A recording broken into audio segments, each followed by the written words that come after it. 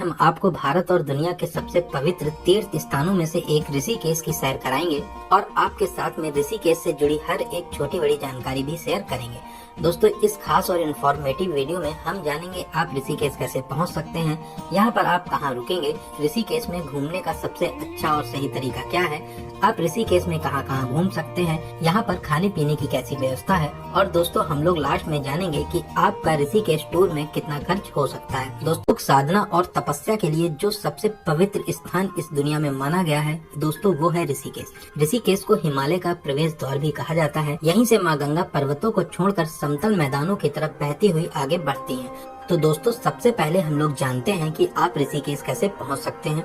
दोस्तों, यहाँ तक आने के लिए आपके पास में तीनों माध्यम खुले हुए हैं। आप बाई बस, ट्रेन या फ्लाइट के माध्यम से यहाँ तक आराम से आ सकते हैं। दोस्तों, अगर आप फ्लाइट से आना चाहते हैं तो यहाँ का नजदीकी एयरपोर्ट देहरादून है, जिसकी दूरी ऋषिकेश से 45 किलोमीटर है। इस दूरी को आप बाई बस या प्राइवेट टैक्सी के माध्यम से भी पूरा कर सकते हैं। अगर आप अपनी इस यात्रा को ट्रेन के माध्यम से पूरा करना चाहते हैं तो आप ऋषिकेश या यहाँ का नया रेलवे स्टेशन योगनगरी ऋषिकेश तक आ सकते हैं। दोस्तों, योगनगरी ऋषिकेश स्टेशन बेहद खूबसूरत और विशाल एरिया में बना हुआ है। आप जिस यात्रा को बाई बस पूरा करना चाहते हैं तो आप यहाँ तक बाई बस भी आ सकते हैं। अगर आप अपनी प्राइवेट कार से आना चाहते हैं तो यहाँ की यात्रा के लिए ये भी एक अच्छा ऑप्शन रहता है। आप अपनी प्राइवेट गाड़ी से भी यहाँ तक आ सकते हैं। तो चलिए दोस्तों, अब हम लोग आ चुके हैं प्यारी सी योग नगरी ऋषिकेश में। ऋषिकेश अपने योग सेंटर, आश्रम और मंदिर के लिए पूरी दुनिया में मशहूर है। यहाँ अब हम लोग बात करते हैं कि आप ऋषिकेश में कहाँ पर रुक सकते हैं।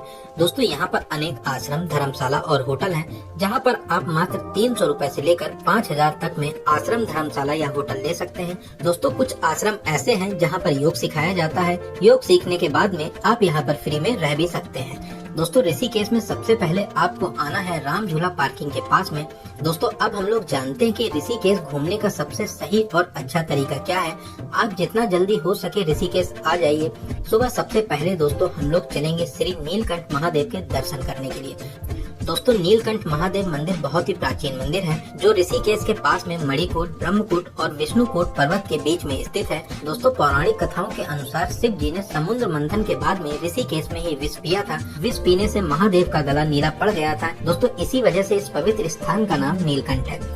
दोस्तों, इस मंदिर की भव्य आकृतियां अपने में ही अतुल्य हैं। इस मंदिर पर बनी भव्य और खूबसूरत आकृतियों में समुद्र मंथन का शानदार नजारा दिखाया गया है। दोस्तों, अब हम लोग बात करते हैं कि आप ऋषिकेश से नीलकंठ कैसे जा सकते हैं। आपको राम झूला पार्किंग के पास से ही बोलेरो मिल जाएंगे, जिसमें आपसे आने जाने का 150 से 200 रुपए पर व्यक्ति चार्ज करते हैं। आपको 1 घंटा जाने में, 1 घंटा आने में, प्लस दोस्तों आपको 1.5 से 2 घंटे मंदिर के दर्शन करने के लिए बोलेरो वाले देते हैं। आप इतने समय में दर्शन करके अपनी बोलेरो के पास में आ जाइए। फिर आप 1 घंटे की यात्रा करके आराम से राम झूला पार्किंग के पास में आ सकते हैं। दोस्तों, नीलकंठ महादेव के रास्ते में एक तरफ निर्मल पावन माँ गंगा बहती है, तो दूसरी तरफ विशाल पर्वत और रास्ते भर आपको बहुत से झरने मिलते हैं। अगर आप चाहें तो यहाँ पर एंजॉय भी कर सकते हैं। दोस्तों, नीलकंठ भगवान के दर्शन करने के बाद लौटकर हम लोग चलेंगे त्रिवेणी घाट। यहाँ पर आप स्नान कर सकते हैं। यहाँ पर शिवजी और माता पार्वती की मूर्ति स्थापित है, जिसमें माँ गंगा शिव जी की जटाओं से बहती हुई दिखाई देती हैं। दोस्तों, बहुत ही आकर्षक मूर्ति है। दोस्तों, यहाँ पर पहाड़ों से बहती हुई माँ गंगा का नजारा बहुत ही खूबसूरत और मनमोहक दिखाई देता है। त्रिवेणी घाट के पास में ही भरत मंदिर है, जो ऋषिकेश का सबसे प्राचीन मंदिर माना जाता है। इसे 12वीं सदी में आदि गुरु शंकराचार्य ने बनाया था। दोस्तों, बहुत ही प्राचीन मंदिर है, आप इसमें भी दर्शन करने जा सकते हैं। गंगा नदी को एक किनारे से दूसरे किनारे तक जोड़ने वाले लक्ष्मण झूला, जो यहाँ की एक अनोखी पहचान है। दोस्तों, ये एक सस्पेंशन ब्रिज है।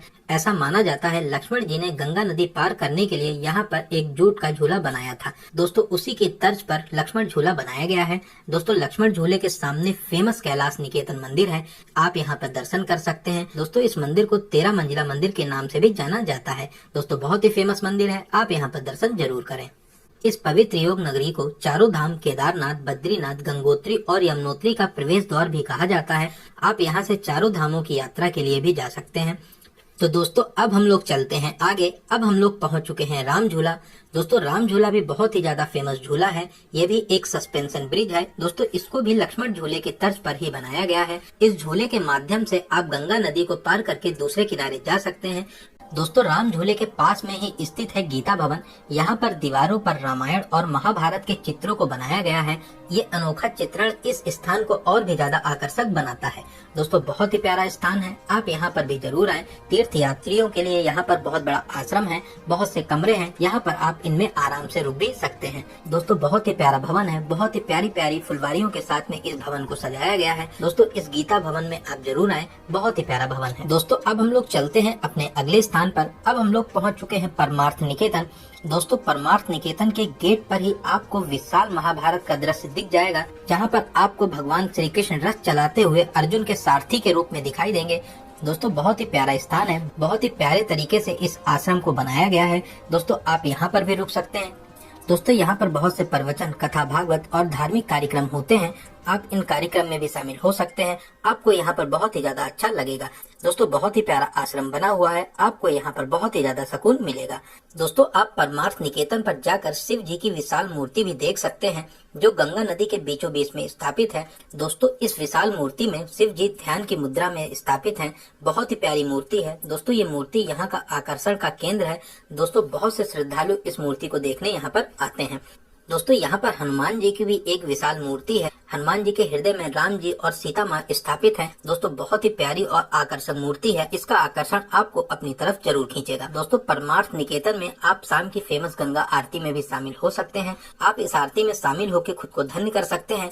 दोस्तों इन सभी पवित्र स्थानों के साथ साथ आप यहाँ पर एडवेंचर एक्टिविटीज भी कर सकते हैं।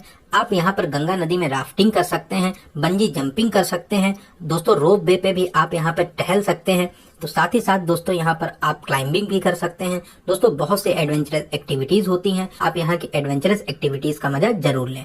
दोस्तों साथ ही साथ आप यहाँ पे जानकी झूला भी देख सकते हैं, जो राम झूला और लक्ष्मण झूला की तर्ज पर ही बना है। दोस्तों ये भी एक सस्पेंशन ब्रिज है। दोस्तों इस झूले से भी आप गंगा नदी पार करके एक किनारे से दूसरे किनारे तक जा सकते हैं।